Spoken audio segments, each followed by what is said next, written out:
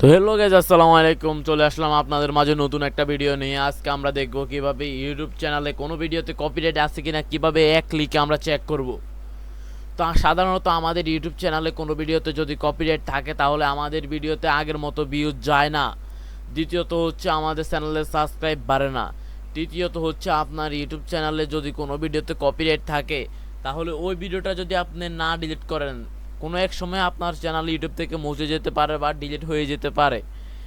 তো আমরা আজকে দেখব কিভাবে হাতে থাকা মোবাইল ফোন বা কম্পিউটার দিয়ে আমরা কিভাবে এক ক্লিকে, মাত্র একটা ক্লিকে আমরা কিভাবে আমাদের ইউটিউব চ্যানেলে কোনো ভিডিওতে কপিরাইট আছে কি না কীভাবে চেক করব, এবং কিভাবে যদি কপিরাইট কোনো ভিডিওতে থাকে এটা সমাধান আমরা কিভাবে করব, সম্পূর্ণ বিস্তারিত নিয়ে থাকছে আমাদের আজকের এই ভিডিওটি।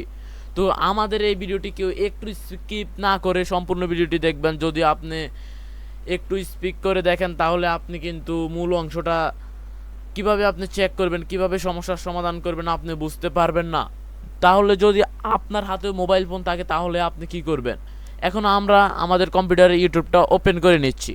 আপনার হাতে যদি মোবাইল ফোন থাকে তাহলে আমরা আপনাকে দেখাচ্ছি আপনি কি করবেন। তো আপনার হাতে যদি মোবাইল ফোন থাকে তাহলে আপনি মোবাইল ফোনের যে ক্রোম ব্রাউজারটি আছে, গুগল ক্রোম, তো আপনি প্রথমে এটা ওপেন করবেন। ওপেন করার পরে সার্চ বারে যাবেন। তো আপনি সার্চ বারে গিয়ে লিখবেন ইউটিউব।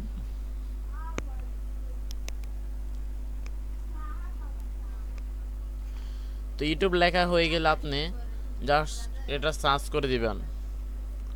তারপর আপনি থ্রি ডট যে একটি আইকন আছে, থ্রি ডটে ক্লিক করে ডেস্কটপ সাইডে ক্লিক করবেন।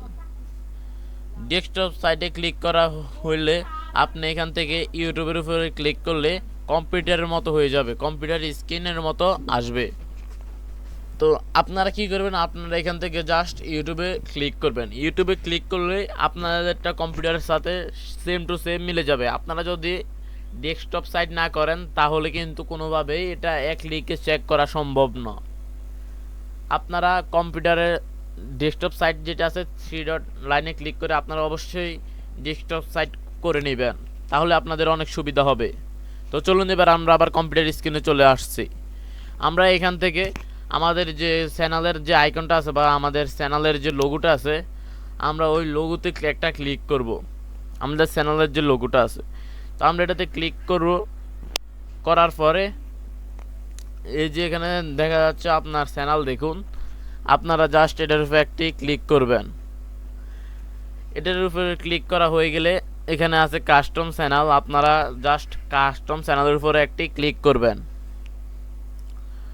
তো আপনারা কাস্টম চ্যানেলে ক্লিক করলে আপনাদের যদি নেটটা একটু স্লো হয় তাহলে আসতে একটু দেরি হবে। আমারটা চলে আসছে। আসার পরে এখানে দেখতে পারছেন লেখা আসবে এবার কপিরাইট। এই যে কপিরাইট লেখা এসেছে, আপনারা জাস্ট এই কপিরাইটের উপরে একটি ক্লিক করবেন। এই যে এখানে দেখা যাচ্ছে আমার কোনো ভিডিওতে কপিরাইট নাই, এটা আমাকে ইউটিউব নির্দেশনা দিয়ে দিছে আপনার কোনো ভিডিওতে কপিরাইট নাই বা কপিরাইট কোনো কিছু আমি ইউজ করি নাই এখনো পর্যন্ত এই ইউটিউব চ্যানেলে।